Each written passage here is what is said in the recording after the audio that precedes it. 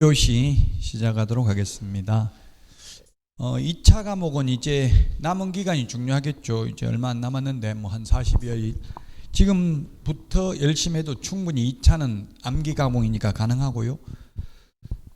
안 보면 또 40일 동안 안 보면 다 잊어먹을 수도 있겠죠. 암기 프린트 13번에 있습니다. 토지 취득 자금 조달 계획서입니다. 암기 프린트 13번 맨 밑에 있는데요. 수도권 광역시 세종특별자치시의 경우 지분거래인 경우에는 금액과 무관하게 토지 취득 자금 조달 계획 신고를 해야 됩니다.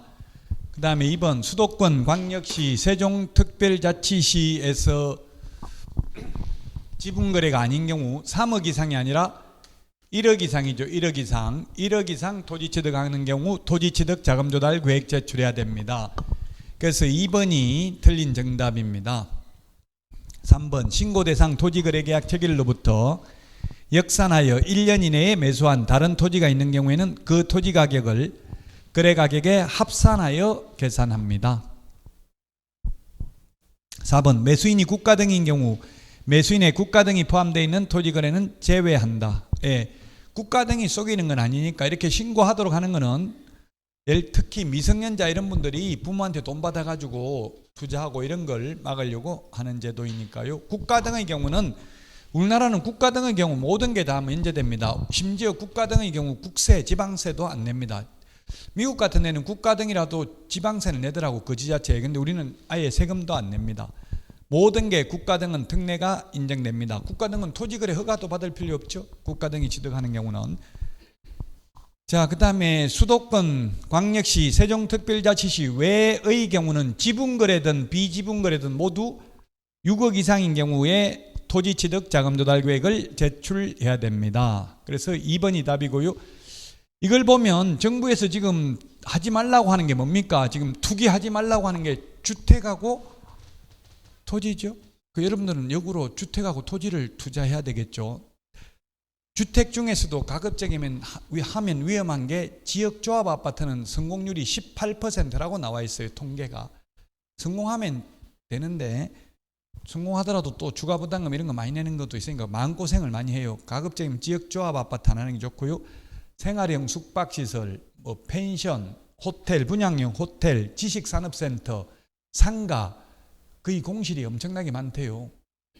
미사리 이런 데도 상가 비어 있다더라고요. 그러니까 그런 거 투자할 때는 조심을 하시라고. 본인이 직접 장사하고 하려면 상관없는데. 자, 다음은 16번입니다. 옳은 것입니다. 전속중개계약 시험에 한 문제 나옵니다. 유효기간 내에 스스로 발견한 상대방과 거래계약 체결할 수 없다가 아니라 있습니다. 있는데 다만 소요된 비용을 지불해야 되죠. 자, 그 다음에 원칙적으로 공법상 이용제한 거래 규제 공개해서는 아니 된다. 원칙적으로 공개해야 됩니다. 암기 프린트 5번 특상태 조건 공금 공개해야 됩니다. 원칙적으로 비공개 요청하지 않는 한. 자, 그 다음에 3번 소속공개사가 중개 의뢰를 접수하여 그 업무를 수행한 경우 중개계약서에는 개업공개사와 소속공개사가 함께 서명 또는 날인하도록 규정하고 있다 했는데 중개계약서에는 서명 또는 날인도 하도록 되어 있지 않고 소속공개사는 계약서 확인설명서 외에는 어디에도 도장 찍으라는 말이 없다고요. 서명 또는 날인뿐만 아니라 서명 및 날인도 하지 않는다. 계약서 확인설명서 외에는. 전속중개계약서나 일반중개계약서에는 소속공개사 서명 또는 날인, 서명 및 날인 모두 없습니다. 4번이 정답입니다. 이 법 시행규칙 별지 일반중개계약서와 전속중개계약서에는 권리이전용과 권리취득용으로 구분되어 있다. 그렇습니다. 권리이전용, 취득용이 있습니다. 권리취득용에는 희망지역, 희망가격, 희망조건 이런 걸 기재하죠. 이전용에는 뭐 공법상 이용제한, 거래규제 이런 거, 의뢰, 금액 이런 것들을 적습니다. 서식을 봐야 알 수 있습니다. 요약집의 경우에는 요약집은 61페이지, 63페이지 지금 페이지 수를 61, 63 있는지 한번 보세요. 62페이지예요. 네, 62페이지. 찾아서 서식을 한번 보셔야 돼요. 이런 거는 시험의 기출문제 지문이니까요. 답 4번입니다. 자, 그 다음에 5번. 개업공개사가 전속중개계약서에 의하지 아니하고 전속중개계약을 체결한 경우 등록관청은 등록을 취소할 수 있다. 등록 취소할 수 있는 게 아니라 업무정지입니다. 다만 7일 이내 정보 공개하지 않거나 비공개 요청한 정보를 공개한 경우만 임의적 취소 사유에 해당됩니다. 답 4번이 되겠습니다.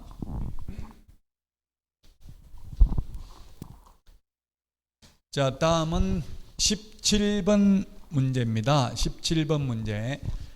옳은 것입니다. 거래 당사자는 신고서에 반드시 공동으로 서명 및 날인하여 공동으로 제출해야 된다. 계약서 확인 설명서 빼고는 서명 또는 날인입니다. 전부 다 계약서 확인 설명서만 서명 및 날인입니다. 그래서 서명 또는 날인하고 제출은 1인이 제출합니다. 서식에 보면 1인이 제출하여야 한다 이렇게 되어 있습니다. 좀 논리적으로 보면 별로 바람직하지는 않습니다. 제가 볼 때는 1인이 제출할 수 있다 이렇게 하는 게 좋은데 제출하여야 한다 이렇게 되어 있어요. 그래서 제가 국토부에 같이 왔는데 지금 적발되면 처벌받습니까? 숨어 있어야 됩니까? 물어보니까 그런 건 아닙니다.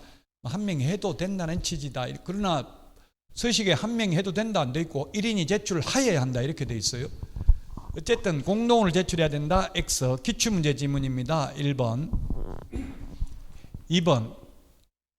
신고 내용을 조사한 경우 신고관청은 조사 결과를 시도지사에게 보고해야 되며 보고받은 시도지사는 신고관청이 보고한 내용을 취합하여 매월 1회 국토부 장관에게 보고해야 된다. 암기 프린트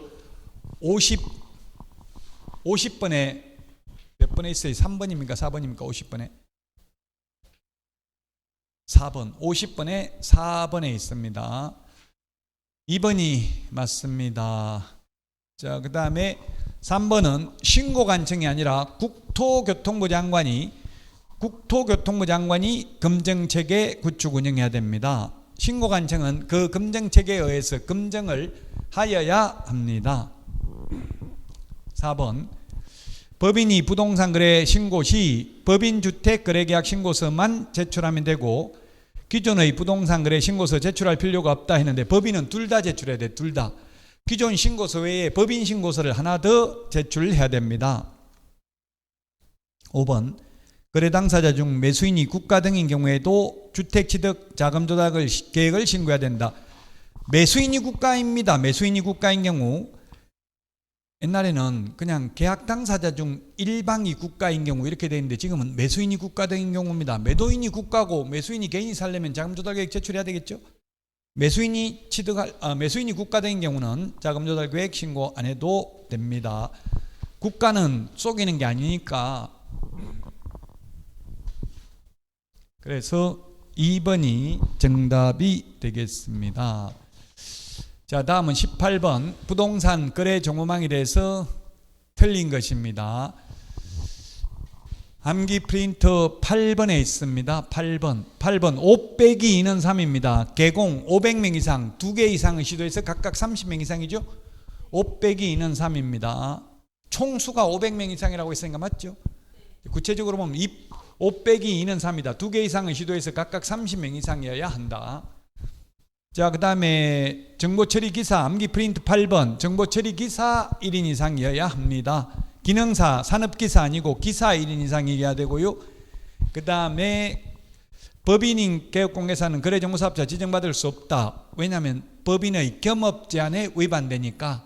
암기 프린터 24번에 위반되니까 안 된다. 맞습니다. 4번.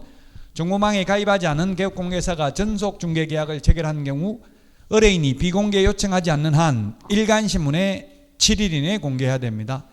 7일 이내에 이런 말 없다 하더라도 틀린 거 아닙니다. 기출문제 지문입니다. 5일 이내, 10일 이내 이렇게 하면 X죠. 근데 7일 이내라는 말은 법조문에는 없고 서식에 있어요. 서식에 7일 이내라고 돼 있어요. 그래서 그냥 7일이 없어도 틀린 건 아닙니다. 그 대신에 5일 이내, 10일 이내 이렇게 하면 X죠. 정보망 또는 일간신문에 공개해야 되니까 정보망에 가입 안 돼 있으면 정보망에는 공개할 수 없으니까요. 자, 그 다음에 5번이 정답이 되겠습니다. 5번.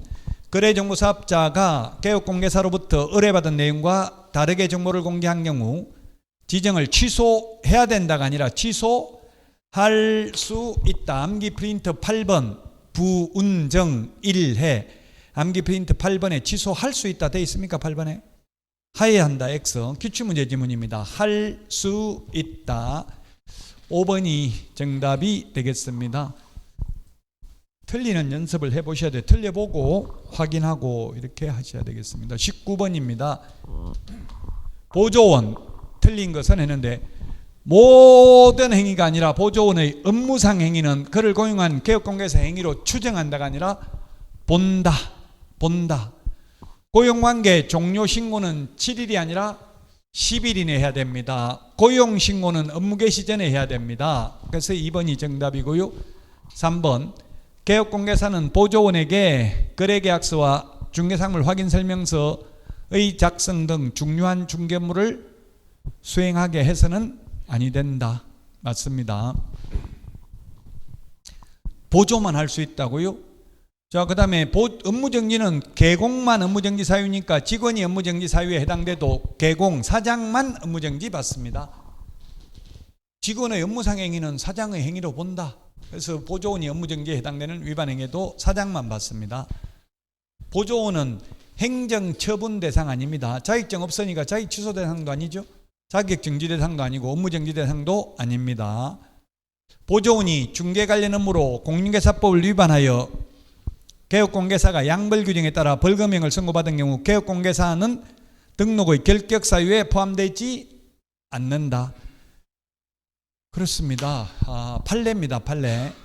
이 법 위반으로 300만 원 이상 벌금 받으면 결격사유잖아요. 근데 이 법의 해석을 판례는 본인 잘못으로 받은 벌금만 해당되고 직원 잘못으로 300만 원 벌금 받았다 하더라도 결격사유에 해당되지 않는다.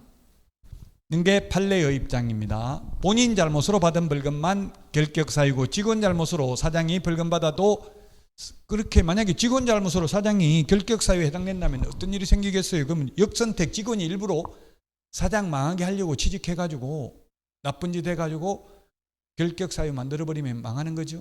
그래서 이게 민주주의, 자본주의의 체제에서는 본인 잘못으로 연자제가 시행되는 것도 아닌데 본인 잘못으로 벌금 받은 경우만 300만 이상 받은 경우만 결격사유고 직원 잘못으로 양벌규정으로 벌금 받아도 결격사유에는 해당되지 않는다고 해석함이 상당하다는 게 판례입니다.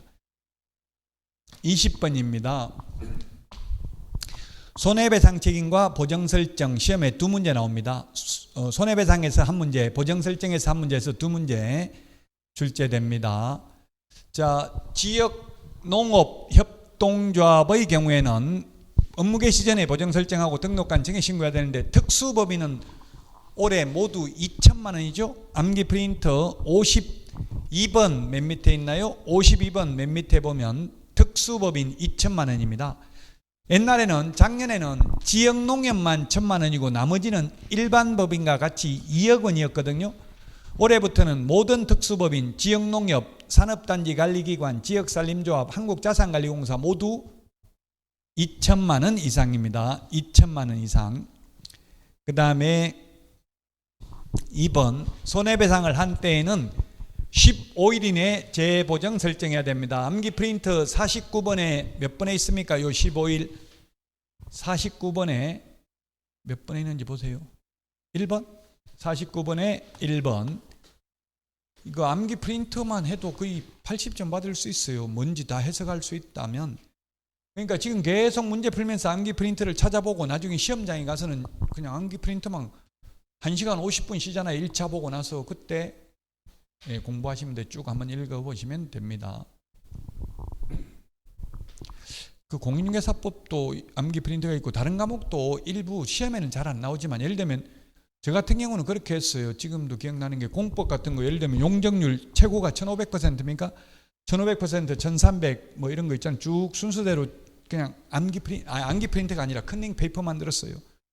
금폐율도 90% 뭐 80%, 70% 이렇게 용도 지역 지구별로 이런 거 해가지고 그냥 암기 프린터 시험에 잘 나오지는 않더라고요. 한 문제 뭐 나올까 말까니까 그냥 시험 보기 전에 손바닥에 이렇게 적어놨다가 안 나왔으면 그냥 손바닥 지워버리면 되잖아요. 그냥 사인펜 같은 걸로 지워놓으면 금방 또 지워지는 거 있거든. 쉽게 그냥 지워버리면 된다고요. 그 컨닝 적발만 안 되면 해도 됩니다. 컨닝.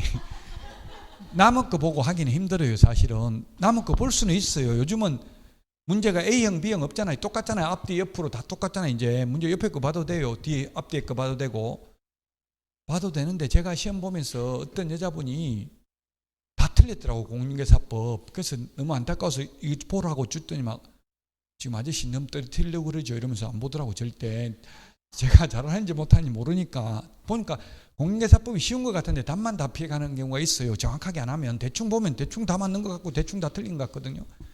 전부 다 틀렸더라고. 그래서 안타까워가지고 보여주니까 안 볼라더라고. 못 보는 거예요. 옆에 사람이 잘하는지 못하는지 모르니까 못 보는 거예요. 컨닝 하려면 본인이 해야 돼. 본인이 뭐 손바닥에다 손바닥 적든지, 아니면 저 같은 경우는 종이 이거 A4 용지 여러 접어가지고 적고 또 하면은 그 전과목 다 거기다 2차 4과목 다 한 페이지에 적어가지고 한 몇 개씩만 적어가지고 계속 컨닝 하려고 암기하니까 그 페이퍼 안 봐도 다 암기가 되더라고요. 계속 봐버리니까. 실제로는 안 봐도 그냥 용적률 금폐율도 계속 보고, 컨닝 하려면 어느 정도 알아야 컨닝이 되지, 전혀 모르는 사람은 컨닝 또 못하죠. 그런 각오로 컨닝 페이퍼는 준비해가지고 계속 보시면, 그래가지고 빨리 시험지 받자면 10분 동안 눈 꼭 감고 있으세요. 이렇게 10분 전에 시험지 나눠주고, 그리고 좀 있다가 또 눈 떠가지고 오탈자 확인하라고 그래. 한 5분 전에. 눈 꼭 감아라고 해도 너무 꼭 감으면 안 돼. 그 꼭 감았다가 뜨면 막 컴컴하게 잘 보이지도 않는다고요.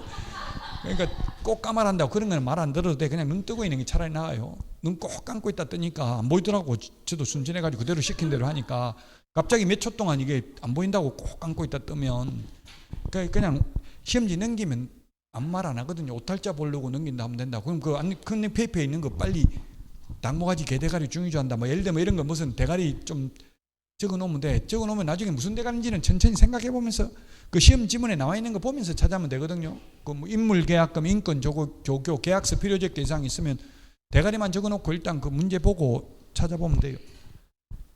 근데 또 그러더라고. 어떤 수험생은 대가리는 다 암기했는데 무슨 대가리인지는 하나도 모르겠다. 이렇게 하나만 몰라도 하나도 모르겠다. 자꾸 부정적으로 자기를 비하하면 더 모르죠. 자기를 자꾸 인정해줘야지. 하나도 모르겠다. 별로 바람직한 거 아닙니다. 15일 이내 재보정 설정해야 되고요. 자, 이거는 뭐냐면 이게 이제 판례입니다. 판례. 3번은 뭐냐면 원래는 옛날에는 계약 성립 시까지만 중개행위로 봤어요. 옛날에 학자들은. 뭐 이거는 법조문에 있는 게 아닌데, 옛날에는 계약 성립되고 나서 일어나는 일은 개업공개사가 책임질 일이 없었다고요. 왜냐하면 계약 성립은 끝이잖아요. 이제 더 이상. 근데 지금 판례는 계약 성립되고 났는데 세입자가 자꾸 불안해하는 거예요. 이거 보증금 떼이는 거 아니냐. 요즘 전세 사기도 있다는데 불안해하니까 걱정하지 마세요. 확정일자만 받으면 확실하게 받아 나옵니다. 이렇게 말한 거예요. 그럼 나중에 그런데 경매 넘어가가지고 배당 못 받았다고 그럼 개업공개사 손해배상 책임 있다 없다? 있다는 이야기예요. 그러니까 확실하게 받아 나온다 이런 말 하지 말라고요. 그러니까 확정일자 받으면 비교적 안전할 겁니다. 이렇게 말하는 건 상관없잖아요. 근데 확실하게 받아 나온다 했는데 못 받아 나왔으니까 책임져야 된다는 이야기예요. 그 여러분들도 현업에 가서는 뭐 책임진다 이런 말은 안 하는 게 좋아요. 어느 누구도 100% 책임질 수는 없어요. 자, 그 다음에 계약 체결 후, 그 다음에 아까 중도금 계약금 떼먹는 것도 중개행위라고 했잖아요. 직원이 계약금 중도금 떼먹고 도망가도 사장이 책임져야 된다 했어요. 중개행위이기 때문에 횡령을 한 경우도 중개행위에 해당된다는 게 판례입니다. 판례입니다. 3번. 개업공개사가 아닌 사람이 이 법령에 따른 손해배상 책임이 발생하지 않는다. 고용인 포함. 직원도, 그럼 이게 무슨 말이에요? 쉽게 말하면 무등록 중개업자가 중개를 해가지고 사고가 나도 공인중개사법상 배상 책임이 없다 이 말은 보험금을 못 받는다 이 말이에요. 무등록 중개업자는 보험가입이 안 되잖아. 보증보험이나 공제가. 공인중개사법상 책임이라는 거는 보험금 받는다는 이야기거든요. 민법상 책임은 뭐 이게 공인중개사법상 재산상 책임은 발생하지 않지만 민법에 의해서 불법행위로 인한 손해배상 청구는 가능하겠죠. 어쨌든 공인중개사법상은 이게 개업공개사나 고용인이 아니면 아예 보험가입 자체가 안 되니까 보험금 못 받는다는 뜻이라고요. 5번 보조원이 업무에 관여하여 고의로 인한 위법행위로 거래 당사자에게 손해를 입힌 경우 개업공개사는 직원이 잘못한 경우 책임지지 않는다. X죠. 고용인의 업무상 행위는 그를 고용한 개업공개사의 행위로 본다. 그래서 책임을 져야 된다. 직원이 잘못하면 책임져야 된다.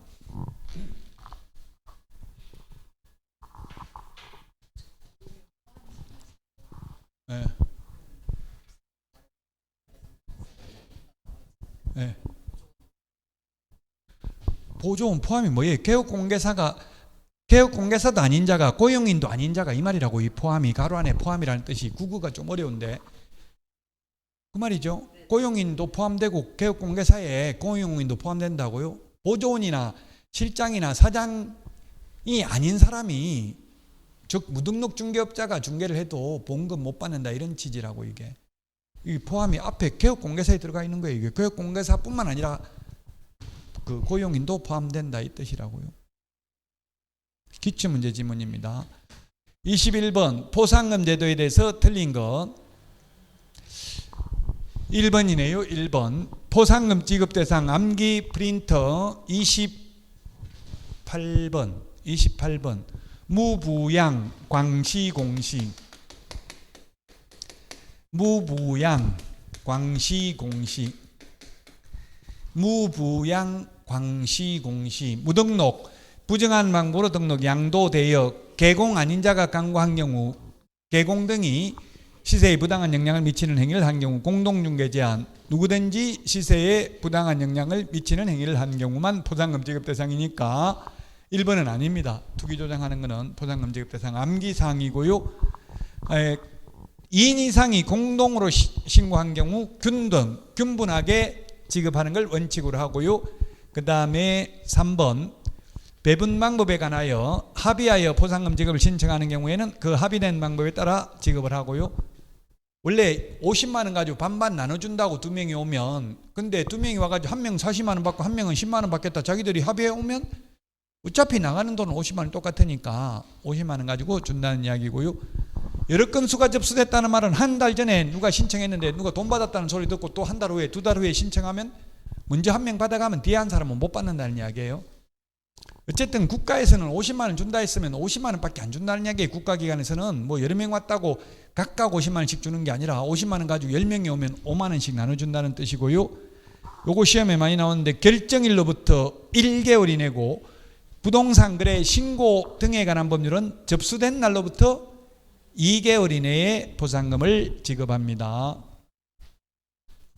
1번이 틀린 정답입니다. 22번 할 차례 맞아요? 22번 틀린 것은 했는데 틀린 것 1번 미래의 건축물도 중개상물이 될 수 있다. 동호수가 특정된 분양권 맞습니다. 2번 업무정지기간 중에는 공동사무소 안 됩니다. 업무정지기간 중에는 안 된다. 이게 승낙서를 주는데 건물주 승낙서 받는 게 아니라 그 사무소를 사용할 권리가 있는 다른 개업공개사 승낙서입니다. 그 계약 승낙서 주는 방법으로 공동사무소 할 수 있지만 업무정지 기간 중에는 안 된다. 다만 업무정지 개업공개사가 업무정지 처분을 받기 전부터 중개사무소를 공동으로 사용 중인 다른 개업공개사는 제외한다. 이 말은 기출문제 지문인데 처음부터 2명이 같이 업무를 하다가 1명 업무정지 당하면 나머지 남은 1명은 계속 업무해도 된다. 그 뜻이라고. 이게 마지막에 있는 게 기출문제 지문입니다. 3번이 답이네요. 변호사라도 공인중개사 자격을 취득하지 않고는 등록할 수는 없다. 제가 연수교육을 해보니까 변호사, 법무사도 제 강의 듣더라고요. 그 잘난 척하길래 제가 좀 질문해보니까 별로 아는 것도 없더라고. 변호사 하면서 뭐 자기 등록한다, 법무사 하면서 한다 이렇게 하는 사람이 있더라고요. 근데 공인중개사 자격증을 먼저 따가지고 변호사, 법무사 자격증 딴 사람은 거의 없는데 변호사, 법무사 하다가 공인중개사 자격증 딴 사람 많아요. 근데 평촌에서는 하다 보니까 공인중개사 하다가 법무사 자격증을 땄대요. 잘 못 봤는데 하니까 자기가 거의 간혹 있다면서 이러더라고요. 그러면 변호사 자격증이 있고 법무사 자격증이 있으면 그냥 사무소 하나에서 다 같이 해도 되죠. 겸업 제한이 없으니까 해도 돼요. 그럼 변호사가 공인중개사 자격증을 안 따면 중개업을 못한다고 보기는 좀 어려워요. 계약서는 쓸 수 있어요. 법률행위니까. 법률행위 대리를 업으로 하는 게 변호사이기 때문에 계약서 쓸 수는 있어요. 써달라고 손님이 오면. 근데 중개사무소라는 간판을 안 달아놓으면 계약서 쓰러 잘 안 오잖아요. 그러니까 중개사무소 간판 다는 거 이거는 개업공개사만 달 수 있거든요. 공인중개사 사무소 또는 부동산 중개 이런 명칭은 개업공개사가 아니면 안 되잖아요. 그래서 등록을 해야만 돈을 많이 벌 수 있는 거예요. 안 해도 그냥 변호사 사무소 간판만 달아놨는데 손님들이 와서 이거 계약서 써달라 하면 써주고 돈 받아도 돼요. 그렇지만 손님이 안 오니까 이제 등록은 못 한다는 이야기예요. 쉽게 말하면 간판, 중개사무소라는 간판은 달 수 없다는 이야기예요. 변호사도 등록할 수 있다. X. 변호사도 안 되고 법무사도 안 됩니다.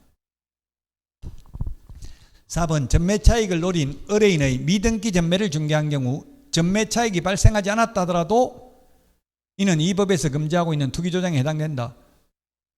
뭐 했기 때문에 미등기 전매 자체가 탈세를 목적으로 했잖아요. 미등기 전매 차익을 안 올렸으니까 양도소득세는 탈세할 게 없지만 취득세를 탈세했잖아요. 손해봐도 취득할 때 내야 되잖아요. 취득세는.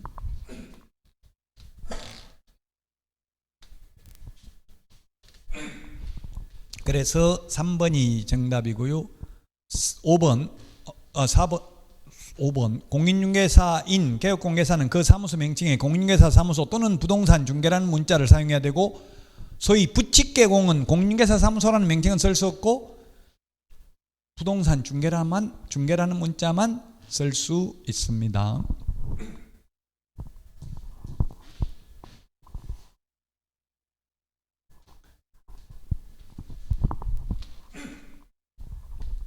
(23번입니다) 중개보수 시험에 두 문제 나옵니다. 보수 일반적인 내용 한 문제, 계산하는 문제 한 문제에서 두 문제가 출제되고요.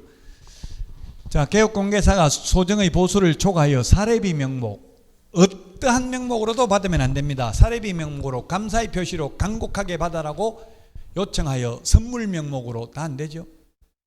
어떠한 명목으로라도 중개보수 또는 실비를 촉하여 금품을 받아서는 아니 된다. 실비 한도는 권리관계 등의 확인 또는 계약금 등의 반환 채무 이행 보장에 드는 비용으로 한다. 맞습니다. 3번이 정답이 되겠습니다. 중개사물 소재지와 사무소 소재지가 다른 경우 중개사물 소재지 관할 시도조례가 아니라 사무소 기준입니다. 사무소 기준. 이게 기출문제 지문인데요. 실제로는 이런 걸 낼 필요가 없는데 대학 교수님들이 이걸 몰라요. 왜냐하면 지금 16개 시도조례가 똑같아요. 시도의원들이 이거 조례 만들기 잘 못해요. 그러니까 국토부에서 조례, 제정, 준칙안 이렇게 해가지고 이렇게 만들면 됩니다. 손 들어가지고 그냥 가반수만 동의받으면 됩니다.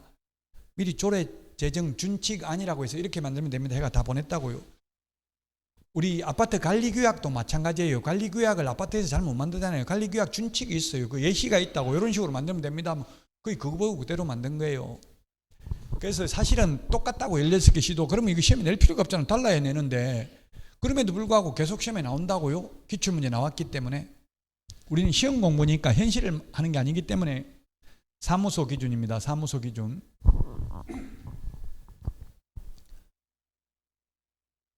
자, 그 다음에 건축물 면적 중 주택의 면적이 2분의 1 이상이면 전부 주택이죠? 2분의 1 이상. 암기 프린트 56번에 2분의 1, 3분의 1, 5분의 1, 10분의 1 숫자 되어 있습니다. 그 5분의 1에 보면은 5%라고 되어 있어요. 10%라고 되어 있어요. 거짓 신고.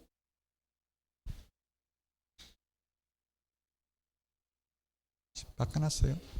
10%에 100분의 10 받겠다고 했죠. 5번 주택임대차 보수는 의뢰인 상방으로부터 각각 받되 그 일방으로부터 받을 수 있는 한도는 거래금액의 1000분의 6 이내로 한다. 예, 임대차는 1000분의 6, 매매는 1000분의 7입니다. 최대가 15억 이상인 경우 이 범위 내에서 다시 시도 조례로 정하도록 되어 있습니다. 사무소 기준이다. 중개보수는 만약에 경기도에 있으면서 서울에 있는 아파트를 중개해도 경기도 조례가 정하는 보수를 받는다. 이론적으로, 현실적으로는 똑같다. 경기도 조례나 서울시 조례나. 24번입니다. 업무정지 옳은 것은 암기 프린터 42번에 1번, 2번. 자격정지 업무정지는 최대 6개월을 초과할 수 없다. 42번에 1번, 2번에 있습니까? 자, 그 다음에 등록관청은 법인인 개업공개사에게 업무정지를 명하는 경우 분사무소별로 명해야 된다. 아마 이건 초과할 수 있다니까. 이거 1번 X고요. 없다. 명해야 된다. 업무정지는 명해야 된다는 없고 명할 수 있다. 일단. 그리고 분사무소별로 명할 수 있습니다. 따로따로 할 수도 있고 주된 사무소 업무정지 할 수 있고 분사무소도 분사무소별로 업무정지 명할 수 있습니다. 해야 된다. X. 부정한 방법으로 등록한 경우는 업무정지가 아니라 절대적 등록 취소입니다. 절대적 등록 취소. 4번 업무정지는 그 사유가 발생한 날로부터 3년 지나면 일을 할 수 없다. 소위 제척기간입니다. 제척기간. 이게 암기 프린트 46번에 6번에 있습니다. 46번에 6번. 업무정지만 제척기간이 있죠. 과태료 제척기간 없고 등록 취소도 제척기간 없습니다. 다만 등록 취소는 폐업기간이 3년 초과하면 폐업 신고 전에 위반 행위로 인한 등록 취소는 못하죠. 또 업무정지 안 당하려고 폐업을 했다면 폐업기간이 1년을 초과하면 업무정지 할 수 없다. 그거하고 구분해야 됩니다. 시험에 잘 나옵니다. 이 지문은. 5번 등록관청이 업무정지 처분하고자 하는 경우 청문 실시해야 된다. 청문. 들을 문은 취소 3개만 청문한다. 자격 취소, 등록 취소, 지정 취소, 취소 3개만 청문을 실시합니다. 25번입니다. 협회에 관한 설명으로 틀린 것입니다. 협회 지부 또는 지회 설치는 시도지사에게 신고해야 된다 했는데 지회는 등록관청이죠.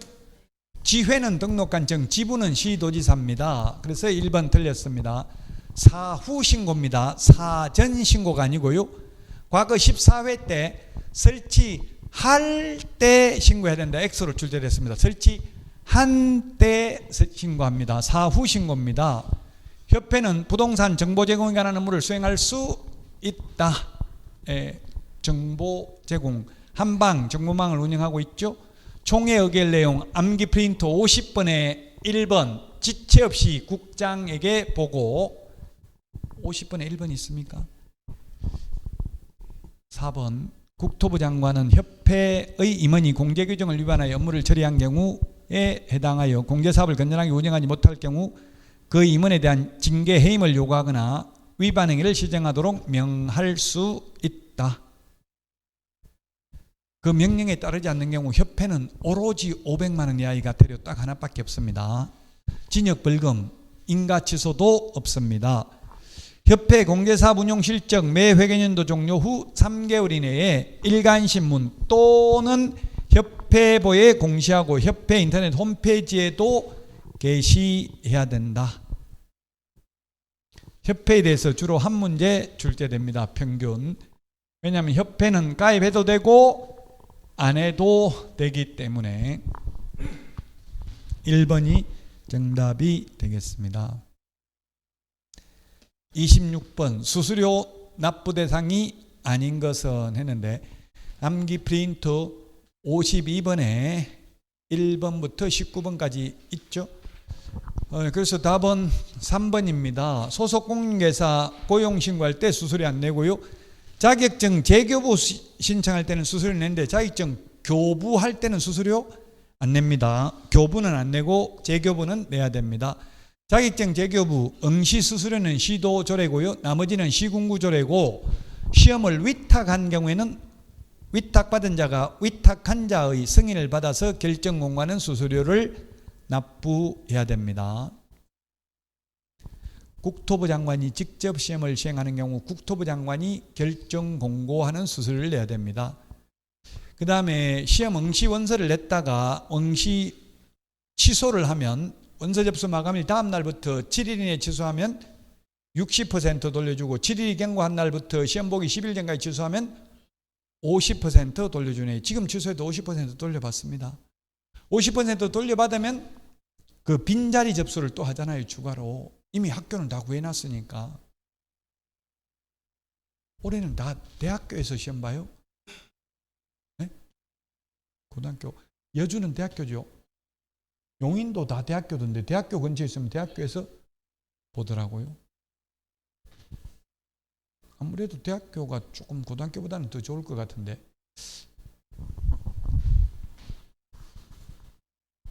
대학교는 좀 강의실이 더 클 거예요. 요즘 중고등학교는 학생 수이 얼마 안 되니까 한 30명, 25명 뭐 이 정도밖에 못 들어가는 것 같더라고요. 제가 학교 다닐 때는 저는 81번이었어요. 키가 커가지고 중학교 때 81번이었는데 27번입니다. 암기 프린터 32번에 있습니다. 허가 기준 면적 옳은 것입니다. 옳은 것. 허가 기준 면적 옳은 것인데 주거지역하고 미지정지역 5번은 60제곱미터 이하죠. 그 5번 60 미지정 이게 5번이 답이네. 맞네요. 그 다음에 공업지역 상업지역은 150제곱미터 이하입니다. 150제곱미터. 녹지지역은 200제곱미터 이하면 허가 안 받습니다. 초과하면 허가 받아야 됩니다. 그리고 도시지역 밖의 경우 기타 250, 농지 500, 임야 1000제곱미터 초과하면 허가 받아야 됩니다. 암기 프린터 32번에 있습니다. 32번. 자, 그래서 5번이 정답이 되겠습니다. 28번 틀린 것입니다. 28번 틀린 것. 1번 등록관청은 매월 등록 행정처분 및 신고 등에 관한 사항을 행정처분 통지서에 기재하여 다음 달 10일까지 협회에 통보해야 됩니다. 암기 프린터 25번에 있습니다. 암기 프린터 25번. 2번 자격정지기간 중에 업무하면 자격 취소 사유고요. 그 다음에 다운계약서, 업계약서 적으면 3번 자격 취소가 아니라 소공의 경우 자격정지 사유에 해당되고요. 개공의 경우 다운계약서 적으면 임의적 등록 취소죠. 아니면 업무정지 처분받을 수 있습니다. 이중등록 암기 프린트 53번 표 밑에 보면 이중등록, 이중소속, 이중사무소는 1년에 1000만 원인데 이중계약서, 이중지급은 진역벌금이 없죠.